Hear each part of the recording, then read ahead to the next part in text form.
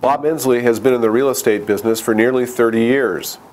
The founder of Endsley Associates Real Estate in Turlock, he has seen the valley evolve from a patchwork of small rural towns into a vibrant, growing community. Endsley sat down recently for a talk with the Modesto Bee's Work and Money staff. He is the first Valley business leader to be interviewed for a new monthly feature called Business Savvy. Presented in a question and answer format, a portion of the interview is on page D1 today. A complete transcript of the interview is also available at modbee.com. You've been in the business for 30 years in this area. You've seen some ups and downs in the market. Does this particular down make you nervous? Is this? No. In September 79 is when it went down. The first time I was in business, I started in July 74, September 79. Rates started going up, and by 82 they were up to 19%, and things were really slow, and it went down pretty quickly. And it's, you know, and it's kind of accelerated a little bit this time, but it's not as dramatic, at least not my perception. It's not as dramatic, at least at this point, as it has been. So not time for people to panic about home values then? Well, there could be any time from a real estate point of view. If you control when you need to sell, personally, I think you will always wind up benefiting. If you have to sell, which could be in a down market here this winter, you know, a much lower market, and if you had to sell and you bought it a year ago, you might have to lose a few bucks on it. But if you wait, you know, and the way normal homeowners do, they don't, it's not an investment entirely by itself, it's a place to live. And so if they wait for another couple of years, then they will come out again and move on in. So it just when you buy and sell, that's what makes the difference. Right. And if you don't have to, if you control when you have to do it, you'll always come out in good shape.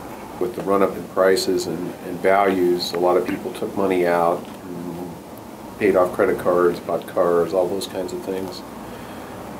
Maybe overbought on what they could afford with some, you know, zero interest type loans and some other things.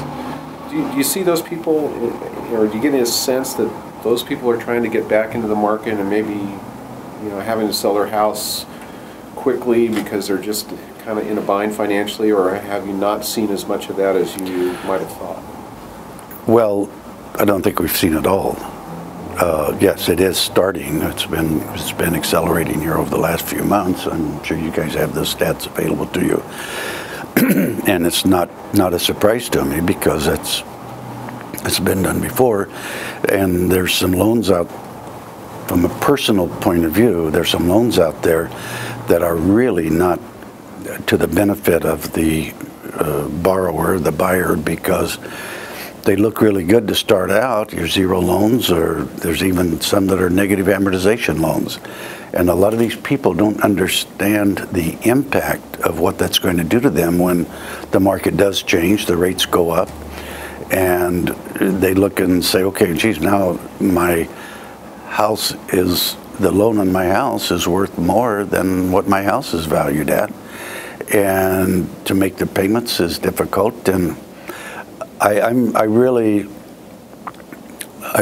feel like whoever's responsible for developing those kind of loan packages for our public they were only looking for the immediate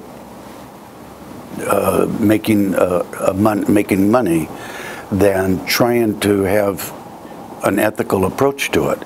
Now, there are some people that could benefit from those kind of loans, short-term investors, or there's some reasons why those loans could be beneficial, but a lot of them have been sold to people that don't really understand what the long-term impact's going to be, and then all of a sudden they don't have the choice then to determine when they're going to be able to sell their house. Mm-hmm. Is your sense, though, if they start coming back into the market in a big way and having to move their homes, that could extend kind of the stagnant period we're in right now? Are you concerned about that? Well, if it didn't extend it, there's a possibility it could extend it, but I think it more likely will accelerate, at least for a period of time, a dip in the market to be able to absorb all the product, because we're having significantly, 8-10 times more listings on the market now than we did this time last year. And if we get more, it just has more of an impact on the pricing, and that's just a natural thing. I just really feel bad for those people that didn't really understand. It wasn't really explained to them what they were potentially getting themselves into, and so they're going to wind up losing it, and it's too bad. I mean, because it enabled them to buy a more expensive home than they really should. They should have not taken a zero interest loan, bought a house that they could comfortably afford. You mentioned that when you went into the business in the 70s, you wanted a job that provided a good, strong income and all of that. Do you feel that in 2006 that's still the case? It's still a good employment option for a lot of young people to go into this time? Well, if they're looking at it long term and all, there will still be people. There will be people in my office that will make a very, very nice income in 2006 and 2007 because they have a very professional attitude and a frugal attitude. You can't live really high on the hog. You do things practical, and you build up your asset base. That's what's most important. You build up your asset base to see you through the downtimes, but there's not going to be a large recruiting of new people in the business now, because with what's going on, it's hard for some people to realize that they would have to live very frugally right now to get it going. But right now, if you learn how to survive in this kind of a market, then you'll just do extremely well in a good market. But then when it gets ready to turn back down again like it is now, then you say, okay, well, let me change horses here and readjust. And I say, this is my third one that I've been through, and I'm still here, and I plan on being here for another 15, 20 years anyway. If you're looking into Bob Endsley's crystal ball, and there's a lot of talk about the market may not really be down that much, and it may not stay down for that long, given the number of houses being built in the state, the number of people coming in. What's your take on all that? Do you think we're in for an extended period of this, or do you think this? Some people say a couple of years. Some people say it's never going to get back to double-digit growth of home values like it was a couple of years ago. How do you see the market going over the next?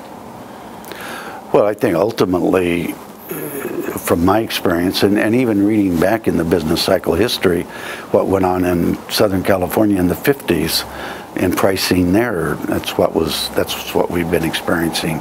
So I think that's just inherent in the business curve that, yeah, sometimes we'll be back in the double digit. When it is, I don't know.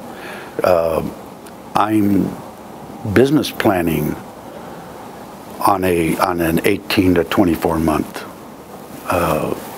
flattening of the market. That's the way my partner and I are looking at things and saying, okay, we probably need to look out and keep things under control in that time frame, because that sounds reasonable because of the number of people that are coming into California, of all the things that are happening with the industry, and I'm not necessarily production type, production industry, some of it, but even the information industry and all.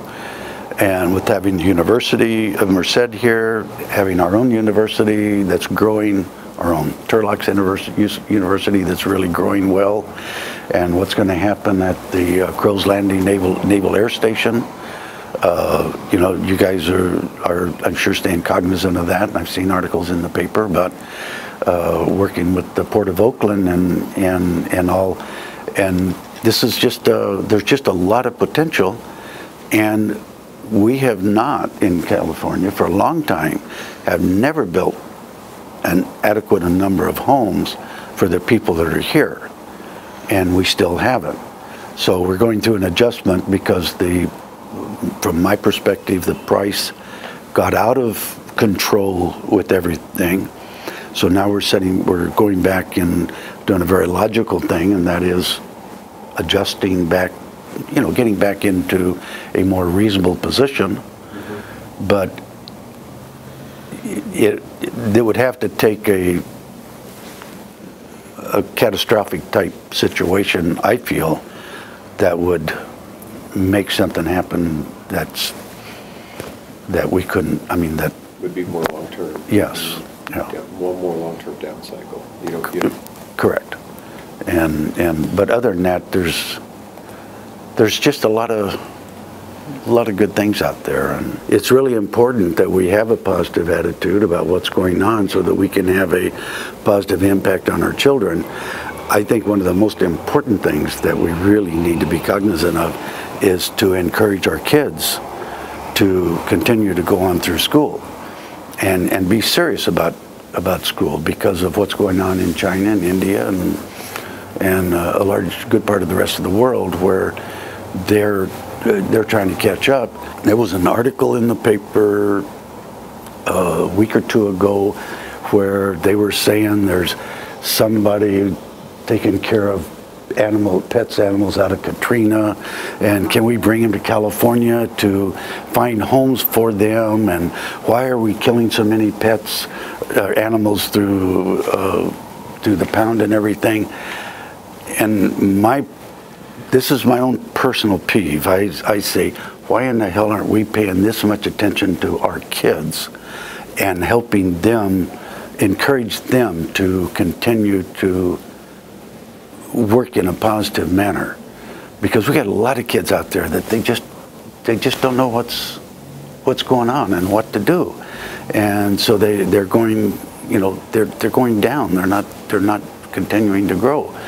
And so why in the hell are we paying so much attention to dogs and cats and everything when we should be paying that kind of attention to children and their education, and not just their education, but just their overall being?